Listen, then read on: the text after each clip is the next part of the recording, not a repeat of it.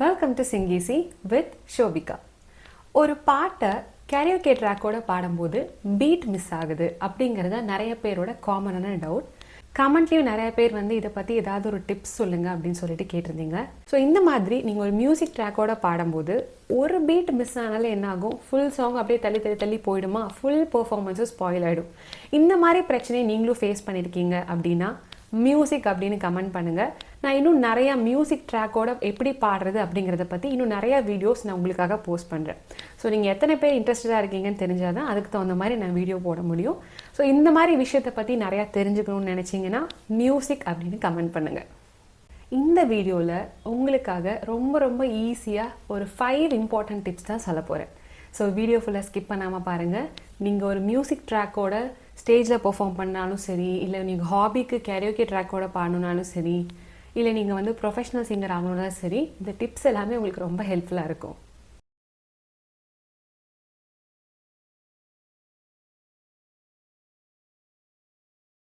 Tip number 1, clap the rhythm.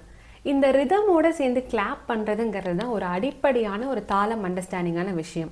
So இந்த விஷயத்தை தான் நீங்கள் கர்நாடிக் மியூசிக் கிளாஸ் போனாலும் இந்த தொடையில் தட்டி தாளம் போடுறாங்க இல்லைங்களா, அது எதுக்காக அப்படின்னா அதோட மெயின் அப்ளிகேஷன் என்னென்னா அந்த தாளமோட டெம்போ அண்டர்ஸ்டாண்ட் ஆகிறதுக்கு தான். டெம்போ அப்படிங்கிறது எப்படின்னா, இப்போ ஒரு பீட்டுக்கும் நடுவில் அந்த இன்டர்வல் ஆஃப் டைம் அப்படின்னு சொல்லுவாங்க இல்லைங்களா, ஒரு அளவுகோல் இருக்கு இல்லையா, அதை நமக்கு நல்லா ஒரு அண்டர்ஸ்டாண்டிங் வரதுக்காக தான் கர்நாடிக் மியூசிக்கில் எல்லாரும் ஆரம்பத்துலேருந்து நிறைய வகையான தாளங்கள் சொல்லி கொடுத்து நீங்கள் தாளமை ஃபஸ்ட்டு டேப் பண்ணி பாட தான் அதுக்கப்புறமா நீங்கள் கச்சேரிகளில் பக்கவாத்தியங்களோட பாடும்போது அதை அடாப்ட் பண்ணுறதுக்கான அண்டர்ஸ்டாண்டிங் வரும். ஸோ இப்போ நீங்கள் நான் கர்நாடிக் மியூசிக்லாம் படிக்கல, ஸோ நான் எப்படி இம்ப்ரூவ் பண்ணுறதுன்னா இந்த கிளாப் த ரிதம்ங்கிற டிப் எப்படின்னா, நீங்கள் ஒரு பாட்டை கேட்குறீங்கன்னு வச்சுக்கோங்களேன், அந்த பாட்டோட பீட்டு கூடவே சேர்ந்து கிளாப் பண்ணிட்டு வாங்க. அப்படி கிளாப் பண்ணும்போது அந்த ரிதம் உங்களுக்கு அண்டர்ஸ்டாண்ட் ஆகும். ஸோ நான் உங்களுக்காக ஒரு சாங்கே ப்ளே பண்ணி நிதம் காண்கின்றவான் கூட நிஜமல்ல. தக்கிட்ட தக்கிட்ட தக்கிட்ட தக்கிட்ட அந்த மாதிரி அந்த சாங்குக்கு பின்னாடி வர ரிதமை கவனிச்சு பாருங்கள். ஏதாவது கண்டிப்பாக மெயினாக பீட்ஸ் இருக்கும். நிறையா இன்ஸ்ட்ருமெண்ட்ஸ் இருந்தாலும் இந்த ரிதம் பீட்டுங்கிறது உங்களுக்கு நல்லாவே கேட்கும். ஸோ அதை நீங்கள் கவனித்து அது கூடவே சாங் ஃபுல்லாக டேப் பண்ணிவிட்டு வர அந்த தாளம் உங்கள் மைண்டில் நல்லா ஸ்டோர் ஆகிடும். அதுக்கப்புறமா நீங்கள் மியூசிக் கூட பாடும்போது இன்னும் ஒரு நல்ல அண்டர்ஸ்டாண்டிங்காக இருக்கும். ஓகே, இப்போது டிப் நம்பர் 2, தாளம் என்னங்கிறத அண்டர்ஸ்டாண்ட் பண்ணிக்கோங்க. இப்போது தாளம் என்னங்கிறத எப்படி அண்டர்ஸ்டாண்ட் பண்ணுறது அப்படின்னு நீங்கள் யோசிக்கலாம். இப்போ கர்நாடிக் மியூசிக் கிளாஸில் நான் சொன்னேன் இல்லையா, இந்த மாதிரி நிறைய டைப்ஸ் ஆஃப் தாளம் இருக்குதுன்னு சொல்லிட்டு, அதில் அலங்காரம் அப்படிங்கிற லெசன்ஸில் நிறைய சப்த தாளங்கள் சொல்லி தருவாங்க. ஸோ அந்த மாதிரி டைப்ஸ் ஆஃப் தாளங்கள்லாம் நீங்கள் கர்நாடக கீர்த்தனைகள் பாடுறதுக்கு யூஸ் ஆகுது. இதுவே சினிமா பாடல் தாளம் அண்டர்ஸ்டாண்ட் பண்ணுறதுக்கு தான் டைம் சிக்னேச்சர் அப்படின்னு ஒரு விஷயம் இருக்குது. நான் ஏற்கனவே இந்த சேனலில் டைம் சிக்னேச்சர் பற்றி ஒரு நல்ல ஒரு இன்ட்ரொடக்ஷன் உங்களுக்கு கொடுத்துருப்பேன். அதே மாதிரி டீட்டெயிலான எக்ஸ்ப்ளனேஷனும் சினிமா பாடல் எக்ஸாம்பிள்ஸோடு நான் சொல்லியிருக்கேன். இது கொஞ்சம் ஒரு டீட்டெயிலான டாபிக் தான், ஓகேங்களா. ஆனால் அது ஒன்ஸ் உங்களுக்கு அண்டர்ஸ்டாண்ட் ஆகிடுச்சுன்னு வச்சுக்கோங்களேன், இந்த பாட்டு தக்கிட்ட தக்கிட்ட தக்கிட்ட அப்படி தான் வருது. இது தக்கிட்ட தக்க தீமி தக்கிட்ட தக்க தீமி அப்படி தான் வருது. அண்ட் 4/4 அப்படின்னா நீங்கள் ஆதி தாளம் போடுறீங்களா, அந்த மாதிரி 1 2 3 4 1 2 3 4 அந்த மாதிரி தான் வருதுன்னு சொல்லிட்டு அந்த சினிமா பாடலோட தாளமோட அண்டர்ஸ்டாண்டிங் உங்களுக்கு வந்துருச்சுன்னா எந்த டைப் ஆஃப் தாளமாக இருந்தாலும் கிட்டத்தட்ட ஒரு 5-6 டைம் சிக்னேச்சர் தான் காமனாக நம்ம சினிமா பாடலில் யூஸ் பண்ணுறாங்க. ஸோ இதெல்லாம் நான் எங்கே போய் கற்றுக்கிறது நீங்கள் ஃபீல் பண்ணவே வேணாம். நான் டீட்டெயிலாக ஒரு பிளேலிஸ்ட்டில் ரொம்ப ரொம்ப ஈஸியாக பிகினர்ஸ்க்கு புரியும்படியாக சொல்லியிருக்கேன். ஸோ அதோட லிங்க்கை இந்த வீடியோவோட டிஸ்கிரிப்ஷன்லையும் கொடுக்குறேன், கமெண்ட்ஸ்லையும் நான் பின் பண்ணுறேன், ஓகேங்களா. ஸோ நீங்கள் அதை பார்த்து தெரிஞ்சுக்கிட்டிங்கன்னா இன்னும் உங்களுக்கு நிறையா அந்த சினிமா பாடலோட தாளத்தை அண்டர்ஸ்டாண்ட் பண்ணுறதுக்கு ரொம்ப ஹெல்ப்ஃபுல்லாக இருக்கும். இது பிகினருக்கு மட்டும் இல்லை, ப்ரொஃபஷனல் சிங்கர்ஸ்க்கும் ரொம்ப யூஸ்ஃபுல்லான ஒரு விஷயம்தான். Tip number 3, search for a clue. இப்போது க்ளூ அப்படிங்கிறத எப்படி சொல்லணும்னா, ஒரு பாடல் ஆரம்பிக்குதுன்னு வச்சுக்கோங்களேன், ஸ்டார்டிங்கில் ஒரு மியூசிக் இருக்கும் இல்லையா, அதுக்கு பேர் ப்ரீலூட் அப்படின்னு சொல்லுவாங்க. அந்த மியூசிக் முடியும் போது ஏதாவது ஒரு க்ளூ கொடுத்துருப்பாங்க. க்ளூ அப்படின்னா ஏதாவது ஒரு இன்ஸ்ட்ருமெண்ட்டோட சவுண்டில் ஒரு சேஞ்சோ, இல்லாட்டி ஸ்டார்டிங் வரும்போது மட்டும் இந்த ஒரு செகண்டுக்கு ஏதாவது ஒரு க்ளூ மாதிரி கொடுத்துருப்பாங்க. எதுக்காகனா இதுதான் நீங்கள் லிரிக்ஸோட ஆரம்ப இடம் அப்படின்னு சொல்லிட்டு அந்த சிங்கருக்கு ஈஸியாக அண்டர்ஸ்டாண்ட் பண்ணுறதுக்காக. இப்போ வந்து நான் ரேண்டமாக ஒரு சாங் ஜஸ்ட் நான் வந்து யூடியூப் ஓப்பன் பண்ணி ஒரு சாங் ப்ளே பண்ணுறேன். ஏன்னா எல்லா சாங்லேயுமே இந்த க்ளூவை நீங்கள் ஃபைண்ட் அவுட் பண்ணலாம். உங்களுக்கு எக்ஸாம்பிளுக்கு புரியும்படியாக நான் ஒரு சாங் இப்போ ப்ளே பண்ணுறேன். இப்போ வந்து இந்த காற்றே என் வாசல் வந்தாய் சாங் பாப்அப் ஆச்சு. ஸோ அதுவே நான் ப்ளே பண்ணுறேன்.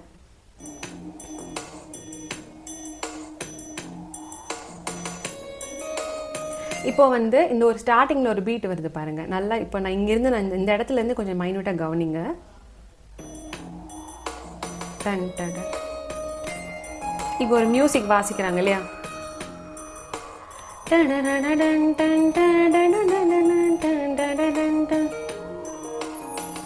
இங்கே இங்கே எண்ட் ஆகும் போது அப்படின்னு ஃபர்ஸ்ட் டைம் வருது. செகண்ட் டைமும் அதே தான் வாசிக்கிறாங்க. பட் எண்டிங்கில் வந்து ஒரு சின்ன ஒரு க்ளூ அப்படின்னு சொன்னேன் இல்லையா, அது வந்து ஒரு சின்ன ஒரு இன்ஸ்ட்ருமெண்ட் எக்ஸ்ட்ராவாக ஒரு லேயர் ப்ளே பண்ணியிருக்காங்க. அது என்னன்னு திருப்பி நான் ப்ளே பண்ணுறேன், கேளுங்க.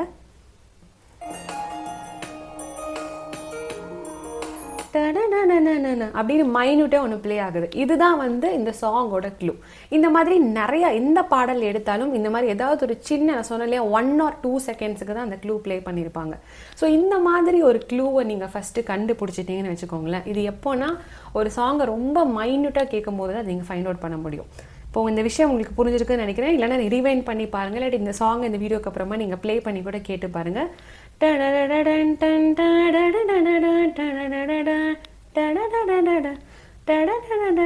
அப்படின்னு அந்த பீஸ் வந்து செகண்ட் டைமில் தான் வாசிச்சிருப்பாங்க. ஸோ அப்போ கரெக்டாக அது முடித்த உடனே நீங்கள் அந்த காற்றே என் வாசல் வந்தாய் அப்படி எடுக்கணும் அப்படின்னு அர்த்தம். ஓகேங்களா? ஸோ இந்த டிப்பை நீங்கள் ட்ரை பண்ணி பாருங்கள். கண்டிப்பாக ரொம்ப ஹெல்ப்ஃபுல்லாக இருக்கும். மெயினாக இந்த ஸ்டார்டிங் மட்டும் கிடையாது, நடுவில் அந்த இன்டர்லூட் முடிஞ்ச சரணம் ஆரம்பிக்கும் இல்லையா, அந்த இடத்துலையும் இது மாதிரி ஒரு க்ளூ இருக்கும். Okay. Tip number 4, record using apps. இப்போது ஆப்ஸ் அப்படிங்கிறத நான் என்ன மீன் பண்ணுறேன்னா, ஃபர்ஸ்டெல்லாம் என்ன பண்ணுவோம், அந்த சாங்கோட கரோக்கே இருக்கான்னு சொல்லிட்டு ஆன்லைனில் தேடுவோம். நிறையா பாடல்கள் இருக்கவே இருக்காது. ஸோ இருக்கிற கரோக்கே ட்ராக்கை மட்டும் MP3 டவுன்லோட் பண்ணி அது கூட நம்ம வாய்ஸை மேட்ச் பண்ணி ப்ராக்டிஸ் பண்ணி அப்படி தான் வந்து ரெக்கார்டிங் பண்ணுறது. இது வந்து நான் ஸ்கூல் டைம்லலாம் அப்படி தான் இருந்தது. ஸ்மியூல் ஆப் வரதுக்கு முன்னாடியெல்லாம் அப்படி தான் இருந்துச்சு. ஐ திங்க் ஒரு 12th ஸ்டாண்டர்ட் சம்திங் அந்த மாதிரி டைம் தான் ஸ்மியூல் ஆப்பே லான்ச் பண்ணியிருந்தாங்க. ஸோ அப்போ தான் வந்துட்டு நிறையா வந்து ரொம்ப ஒரு எக்ஸ்போஷர் கிடச்சிது சிங்கர்ஸ்க்கு. எல்லா பாடல்களோட கரோக்கே ட்ராக்கும் அதில் இருக்கும், லிரிக்ஸோடு வரும். நீங்கள் அதோடு சேர்ந்து பாடும்போது பயங்கரமான ஒரு ப்ராக்டிஸ் செஷனாக இருக்கும். நிறைய பேர் ஹாபிக்காக பண்ணுறாங்க, பட் அது எவ்வளோ பெரிய ப்ராக்டிஸ் டூல் அப்படிங்கிறது நிறைய பேருக்கு தெரியல. இப்போ வந்து இந்த ஸ்டார் மேக்கர் அப்படிங்கிற ஆப் கூட வந்து நிறைய ஹெல்ப்ஃபுல்லாக இருக்குன்னு எல்லாரும் சொன்னாங்க. நான் ட்ரை பண்ணி பார்த்ததில்ல. நீங்கள் அந்த மாதிரி ஆப்ஸ் யூஸ் பண்ணி ப்ராக்டிஸ் பண்ணிங்கன்னா உங்களுக்கு அந்த மெயினாக இந்த ரிதம் கீப்பப் பண்ணுறதுக்கு ரொம்ப ஹெல்ப்ஃபுல்லாக இருக்கும். பிகாஸ் கரெக்டாக அந்த பல்லவி லைன்ஸ்லாம் லிரிக்ஸ் வரும், அதுக்கப்புறம் மியூசிக் அப்படின்னு மென்ஷன் பண்ணியிருப்பாங்க, அதுக்கப்புறம் கரெக்டாக வந்து சரணம் ஆரம்பிக்கும்.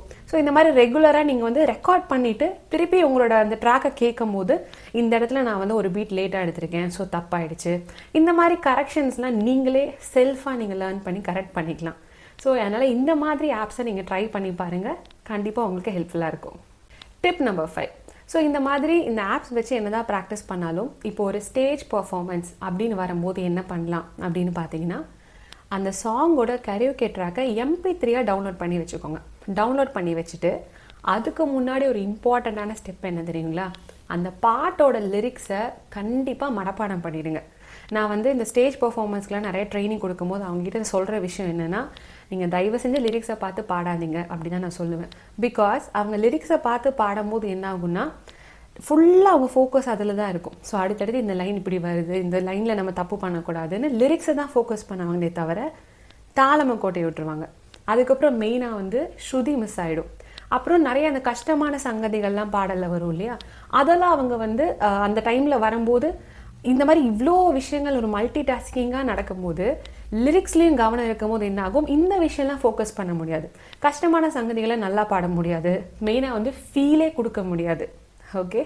ஸோ இந்த மாதிரி விஷயங்கள் இருக்கிறதுனால ஃபஸ்ட்டு லிரிக்ஸை மனப்பாடம் பண்ணிடுங்க. அதுக்கப்புறமா அந்த MP3 டவுன்லோட் பண்ணிவிட்டு நீங்கள் லிரிக்ஸை பார்க்காம அந்த மியூசிக்கை நல்லா உள்வாங்கி ஒரு ரிஹர்சல் மாதிரி நீங்கள் பண்ணி பாருங்கள்.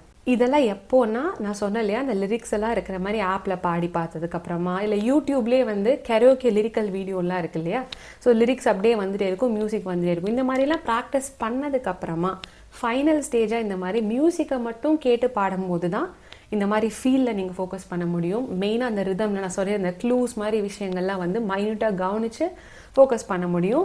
அண்ட் அதே மாதிரி இந்த கஷ்டமான ஃப்ரேசஸ் எல்லாம் நீங்கள் நிறையா என்னதான் ப்ராக்டிஸ் பண்ணாலும் ஒரு பீட் மிஸ் ஆகிடுச்சுன்னா என்ன ஆகும், ஃபுல் சாங் அப்படியே ஓடிடுமா, ஃபுல் சாங் அப்படியே ஸ்பாயில் ஆகிடும்.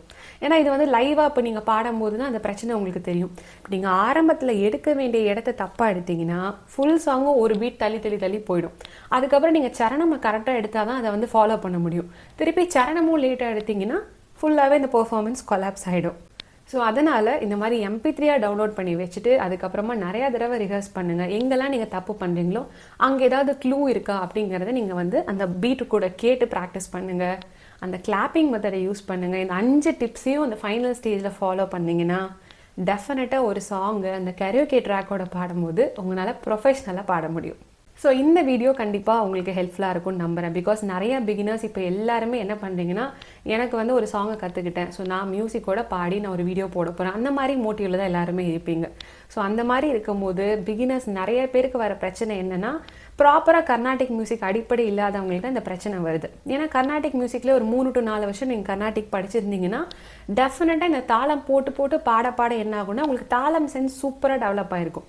ஸோ அந்த மாதிரி கற்றுக்கிட்டு வந்து பாடுறவங்களாம் நிறைய ஸ்டூடெண்ட்ஸே பார்த்தா அவங்கெல்லாம் சூப்பராக நேச்சராகவே பாடுறாங்க. சின்ன பசங்க கூட வந்து இந்த கரோக்கியோட மேட்ச் பண்ணும்போது தாளம் தப்பவே மாட்டேங்குது. ஆனால் வந்து அப்படி ஒரு அடிப்படை தெரிஞ்சுக்காமல் எடுத்த உடனே சினிமா பாடலுக்கு அப்படின்னு பாடுறவங்களுக்கு தான் இந்த பிரச்சனை வருது. ஸோ இந்த டிப்ஸை ஃபாலோ பண்ணிங்கன்னா கண்டிப்பாக உங்களோட பிரச்சனையை நீங்கள் கரெக்ட் பண்ணலாம். ஸோ இந்த வீடியோவை பற்றி என்ன ஃபீல் பண்ணுறீங்க, உங்களுக்கு ஹெல்ப்ஃபுல்லாக இருந்துச்சா இல்லைங்கிறத மறக்காமல் கமெண்ட் பண்ணுங்கள். ஸோ தேங்க்யூ ஃபார் வாட்சிங் Sing Easy. Subscribe to Sing Easy and make your singing easy.